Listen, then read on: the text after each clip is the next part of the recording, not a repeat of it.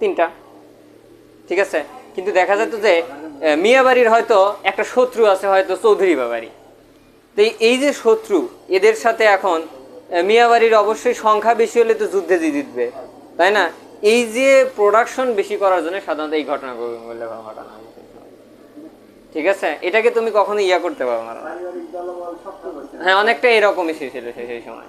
কারণ সেই সময় গোত্রে গোত্রে প্রচন্ড যুদ্ধ পাচ্ছ। কারণ তোমরা একটা হাদিস হিসেবে মনে হয় জানো যে মুহাম্মদ সাল্লাল্লাহু আলাইহি ওয়াসাল্লাম যখন মারার পরিকল্পনা করে ইহুদিরা, লাস্ট পর্যায়ে যায় হিজরতের আগ দিয়ে, তখন শয়তান একটা বুদ্ধি দিয়েছিল। সেই বুদ্ধিটা কারো মনে আছে?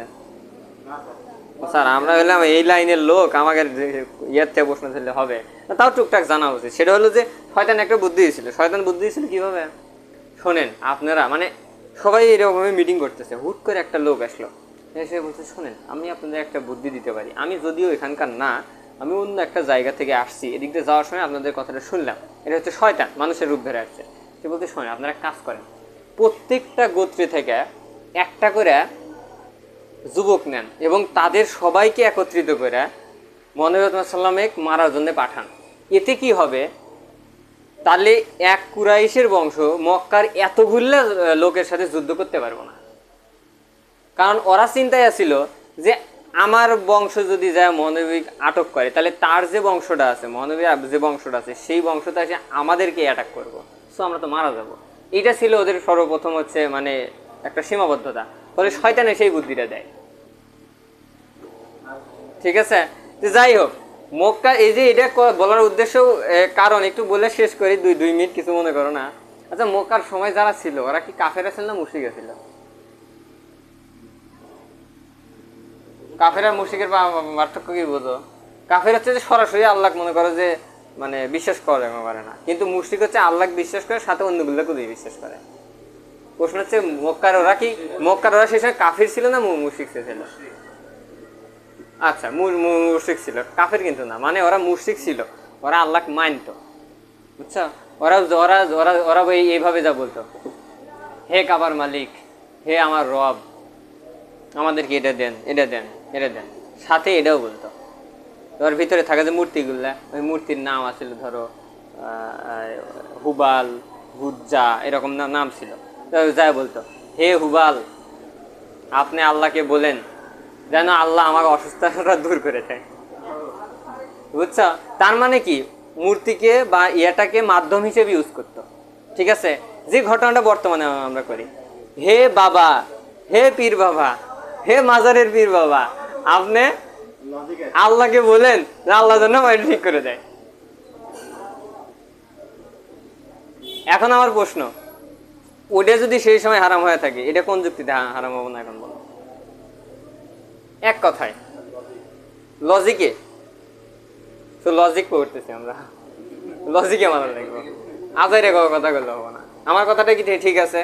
সেই সময় যদি এটাকে নিষেধ করার জন্য যদি মহানবী সাল্লাম আসে, এত বড় একটা মানে জঘন্য অপরাধকে দমানোর জন্য তিনি যদি আসে, তাহলে বর্তমানে এই সিচুয়েশনটা যে তুমি যা মূর্তির সামনে একটা কবরের কাছে যা বলতেছো, হে কবরের সাহিত্য ব্যক্তি, হে বাবা এটা অমুক তমুক বদনা বাবা, চটকরি বাবা, তালা বাবা, এ বাবা, ও বাবা, তুমি আল্লাহকে বললো যে আমাকে যেন এই অসুবিধা থেকে দূর করে, আর সেই সময় তো একই কথাই বলতো। মানে আজাইরা মনে করো যে একটা নেগেটিভ ধরলে হয় না, ঠিক আছে, দেখে শুনে ধরা লাগবে। মাজার যদি মাজার পূজা যদি ঠিকঠাকই হতো, মহানবী সাল্লামের মাজারের দান বক্স থাকতো এবং সেই দান বক্সে না মানুষের কলিজা থাকতো, বুঝছো?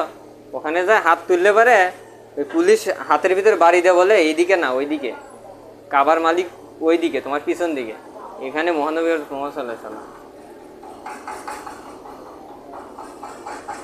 ঠিক আছে। তো সাবধান। অনেকের বাবা মা আছে বলে, এই আমরা এই যে এর বায়াত নিছি, তোরাও নে, সাবধান। স্যার আমার বাবা মা আমাকে কইছে, আমি না করে পারি নাই। বাবা মার সব কথা সুন্দর কয় নাই না, ও বাবা মা তোমাকে ভালো বের করে সেটা সুন্দর পাও না, রেডি সুন্দর পারছে ভালোই না, ঠিক আছে। সো বি কেয়ারফুল, ঠিক আছে। ও এটার 70 শেষ করে দিই। করছো? আচ্ছা পারো নাই কেটা সত্য সারণী? ও যাই, তাহলে আমি করে দিই, তোমার মিলানো না, করে দিই মিলানো। এ বি, তাই তো? দেখো যারা বোঝো না, এ বি, তারপরে কি কি আছে? এ বার, তারপরে বি বার, এ বি তো লিখছি, তারপরে এ বার বি বার, এ বার বি, তারপরে এ বি বার, তারপরে এ বার বি প্লাস এ বি বার। এই প্যাঁচটা না বুঝলে মাশাআল্লাহ সত্য সানি কোনোদিনই মাথা ঢুকবো না। তবে যাই বোঝো নাই তাই অনুগ্রহ করে যাবে না, মানে বসবে বই জন্য কাভার বুঝে তুমি 0 0 1 0 0 1 1 1। তাহলে চেঞ্জ করো তো কি হচ্ছে? 1 এর চেঞ্জ করলে কি হচ্ছে দেখো তো? 1 0 1 0। এটা কি হচ্ছে? 1 1 0 0। এটা কি হচ্ছে দেখো তো? এই দুইটা, কিন্তু এই দুইটা 0 1 গুণ করলে কি হয়? 0 0 1 0। এই দুইটা গুণ করলে